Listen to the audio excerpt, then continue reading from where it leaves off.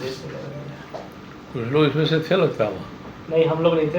इसी चैनल का कोई और ग्रुप हो सकता है जैसे।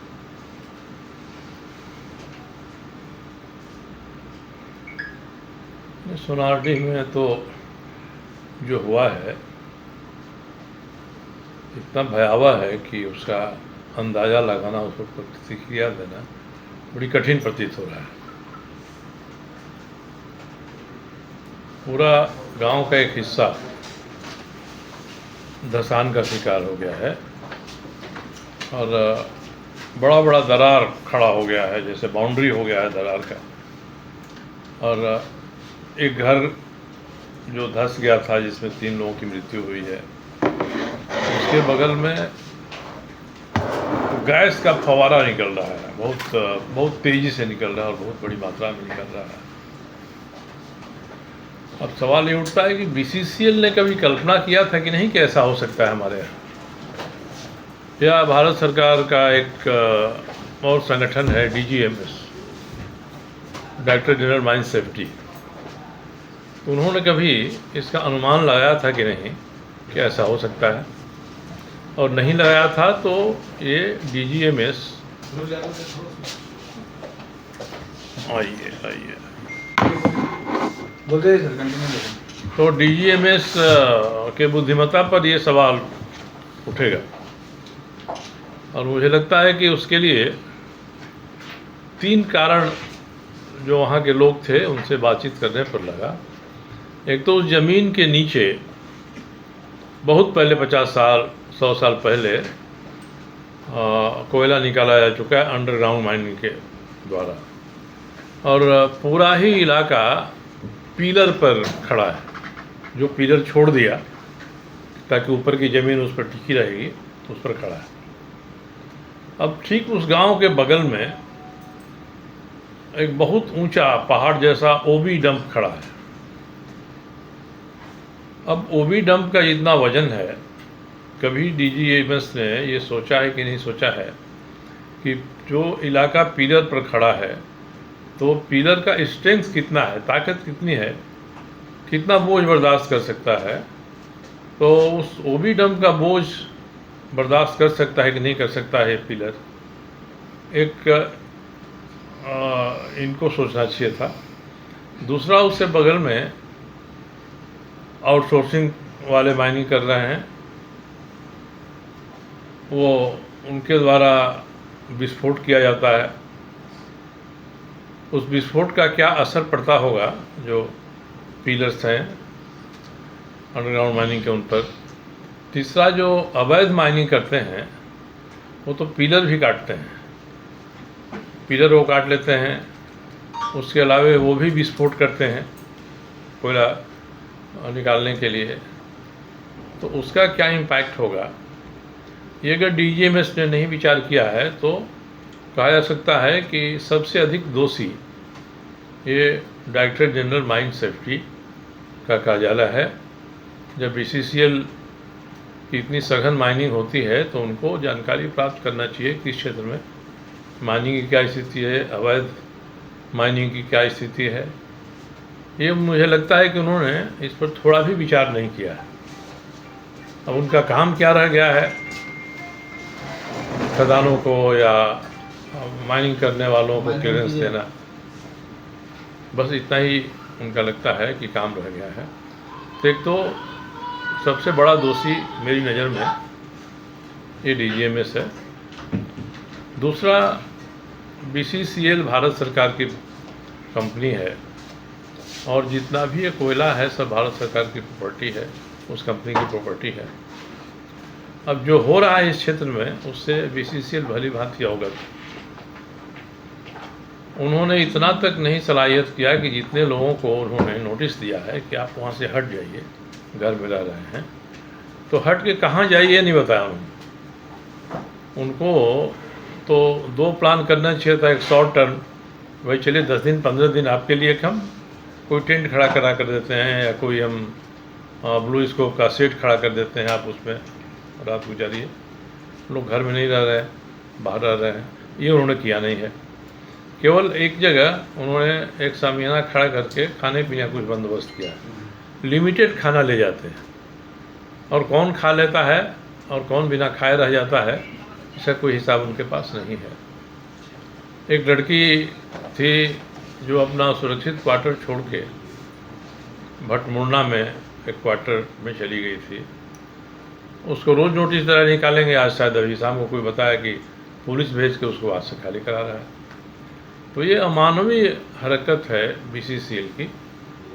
और तीसरा, राज्य की सरकार है हमारी, जो अवैध कोयला होता है वहाँ से निकल के बाहर जाता है तो राज्य सरकार के टेरिटरी में चला जाता है। अब राज्य सरकार का जो वहाँ तंत्र है, वह तंत्र इसको बढ़ावा ही दे रहा है। कहीं से भी आप देखिए तो उनकी जानकारी में भी आप दीजिए, कार्रवाई नहीं होती है। आज मैं उस स्थान पर गया था जिसको कुछ दिन पहले मैंने विधानसभा में उठाया था। कुछ पत्रकार साथियों ने ही हमको फ़ोटो भेजा था, वीडियो भेजा था। उस जगह को मैंने देखने गया था। वहाँ बिल्कुल प्रशासन खड़ा होके और सबको बराबर कर दिया है वहाँ पर। मगर ये भी खबर मिली कि कई जगह पर मधुबन नदी में कोयला निकाला जा रहा है। एक जोरिया है, कहाँ नाम बता रहे थे? बरनी घाट, बागडीगी। मतलब जोरिया तो आप लोग समझते होंगे। कि जितनी लंबाई में जोरिया उसको बांध दिया, उसके माध्यम से उस इलाके का पानी दामोदर में जाता है। बांध दिया, बांध के उसे माइनिंग कर दिया, तो करीब लगता है कि भर गया। तो जो बिल्कुल साफ दिखाई पड़ता है उस पर भी कोई कार्रवाई यहाँ का पुलिस, यहाँ का प्रशासन नहीं करता है। तो ऐसी स्थिति है। ये तीनों जो हैं कंपनी, DGMS, राज्य की सरकार, केंद्र की सरकार, ये सभी के सभी या तो लापरवाह हैं या वो जानते हैं कि क्या हो रहा है, और जानते हुए भी वो कान में तेल डालकर सोए हुए हैं। अब तो ये एक जगह पर हुआ है, और भी कई स्थान ऐसे हो सकते हैं जहाँ इसको दोहराया जा सकता है। ऐसे जगहों की शिनाख्त होनी चाहिए। और लोगों ने मना किया कि आगे आप लोग मत जाइए, फिर भी हम लोग और कुछ पत्रकार लोग आगे जाकर नज़दीक तक देखे, ज़मीन ही बिल्कुल नीचे चली और बड़ा बड़ा दरार चारों तरफ से हो गया खड़ा। इसलिए मैंने कहा कि जो भयावह स्थिति वहाँ है उसकी कल्पना करना और उसका वर्णन करना ये बड़ी कठिन है मुझे। सर, प्रशासन सुन नहीं रहा है, सरकार सुन नहीं रही है। ऐसे में धनबाद का भविष्य किस रूप में देखते हैं? देखिए, धनबाद संयोगवश या किसी न किसी कारण से वैसी घटनाएं होती हैं, मैं आता हूँ। जब कोई नहीं सुनता है तो जो गैर कानूनी गतिविधियां चलाने वाले लोग हैं या जो दबंग लोग हैं, व्यवस्था उनके ही इशारे पर चलती है। और धनबाद में करीब करीब ऐसा ही हो रहा है। हम लोग कतरास भी गए थे। एक गांव है मुराईडी, वहाँ के लोग लड़ाई लड़ रहे हैं अपने अधिकार के लिए। वहाँ के किसान भी आए थे जिनके खेत के चारों तरफ चारदीवारी खड़ा कर दी गई है। मैंने 4 बार विधानसभा में सवाल उठाया। अंत में जाकर यहाँ के उपायुक्त के ऊपर विधानसभा ने प्रिविलेज की कार्रवाई शुरू किया है। उन्होंने जवाब दिया है, वह जवाब असंतोषजनक है। फिर लिखा इनको कि आप सही जवाब दीजिए। सर, झारखंड में जो अवैध उत्खनन चल रहा है, इसके बारे में क्या कहना चाहेंगे सर? देखिए, अवैध उत्खनन के बारे में मुझसे ज़्यादा आप लोग जानते हैं, और इसमें मुझे लगता है कि कुछ कहने के लिए नहीं रह गया। अवैध उत्खनन चल रहा है। बात तो वहीं सामने से पूछा गया था कि जब शासन प्रशासन कोई कार्रवाई नहीं करेगा तो क्या होगा। वही स्थिति है कि जो गैर कानूनी संस्थान हैं, दबंग व्यक्तित्व हैं, वो सारी चीज़ों को चलाते हैं। वही धनबाद में हो रहा है।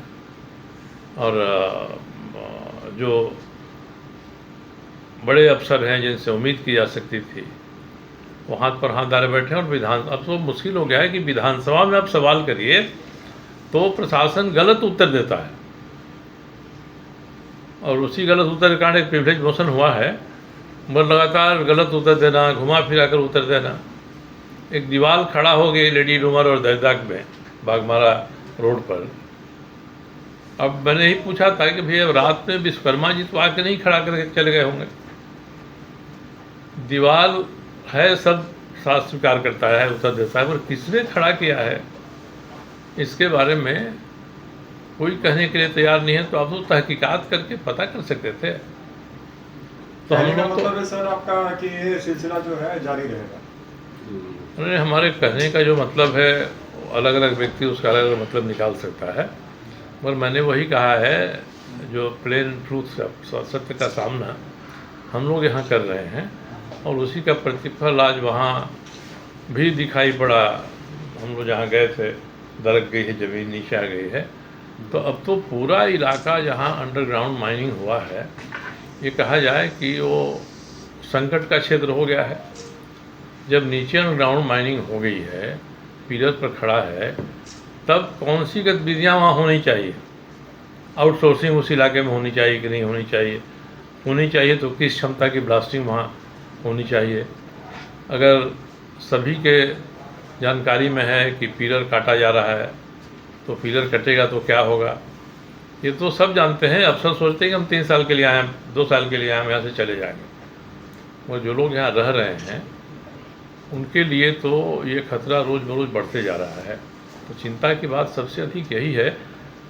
नई बात यही हुई है कि अब तक जितने 3-4 घटनाओं में हम लोग आए हैं यहाँ, उसमें जो भी मजदूर मरे हैं 50, 100, 20, उनको लोगों ने एक तरह से दफना के ऊपर से बराबर कर दिया कि अब जाइए तो पता नहीं चले। केसरगढ़ हम लोग गए थे, हम लोग के सामने वहाँ भरा जा रहा था, तो भर दिया, ख़त्म हो गया। वहाँ के जो लोग हैं नीचे 30 फीट 40 फीट नीचे हैं, मगर यहाँ पर गांव वालों ने रोक दिया कुछ भी ऐसा करने से इन लोगों को, तो यहाँ लोग नहीं कर पाए। नहीं तो यहाँ भी जो 3 आदिवासी घरों के लोग मरे हैं, उनका भी पता नहीं चलता। उनको मुआवजा मिला या नहीं मिला, कुछ आइडिया है इसका? मुआवजा सरकार में 2-4 दिन में मिलता है। कभी मुआवजा के बारे में तो मुझे लगता है कि कोई बात भी नहीं हो रही है उनके मुआवजा के लिए। जो लोगों ने बताया वहाँ के परिवार वालों ने, 2 दिन पहले वार्ता हुई थी, 6 लाख रुपए दिया जा रहा था, 10-10 लाख रुपए की मांग थी, लेकिन उस पर सहमति नहीं बन पा रही थी। अच्छा, मान लीजिए मुआवजा मिले तो कहाँ रखेगा मुआवजा को अपना? सबसे पहले तो अगर आप उसको कह रहे हैं कि यहाँ से हट जाइए, ज़मीन उनकी रैयती है, अगर आप हटा रहे हैं तो कहीं तो इनको अस्थायी तौर पर पहले दीजिएगा, बाद में अस्थायी तौर पर उनके लिए व्यवस्था करिएगा।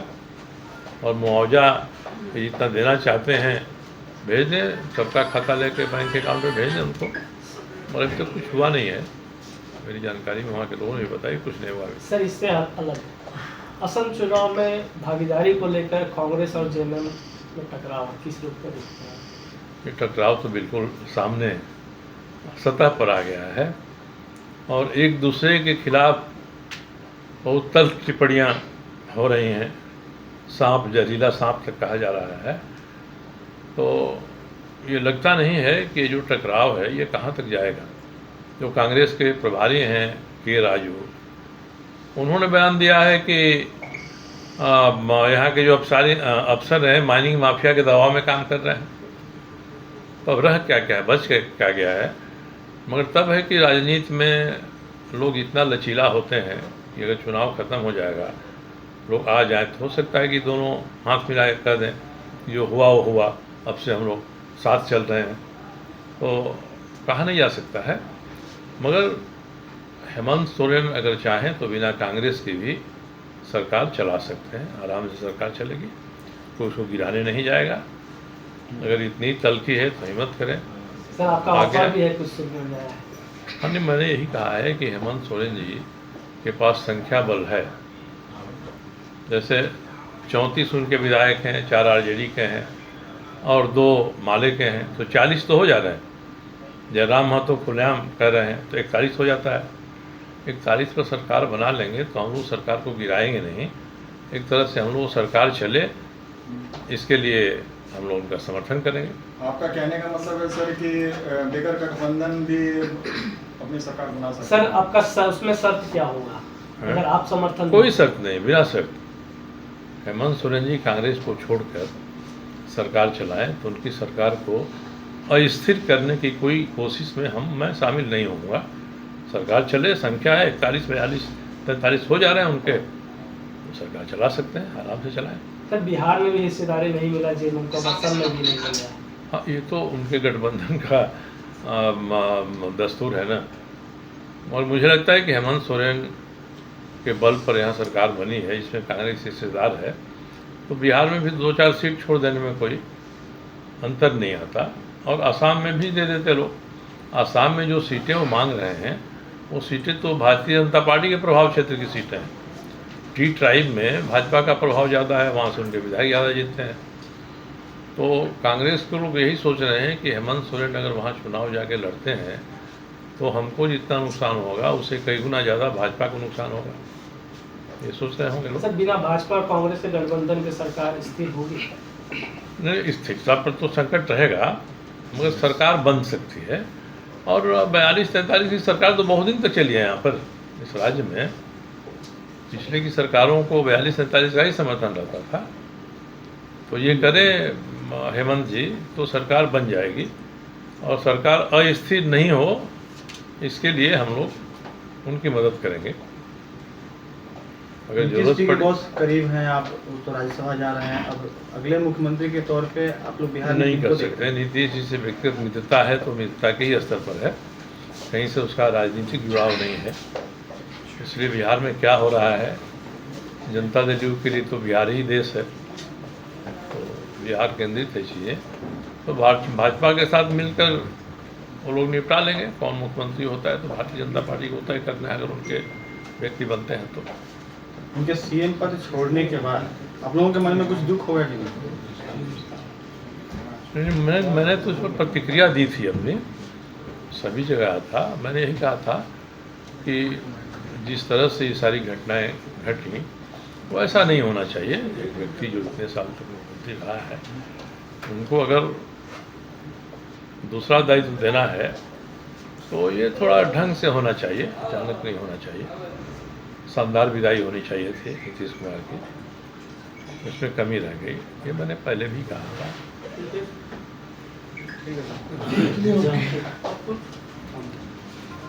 ठीक है सर।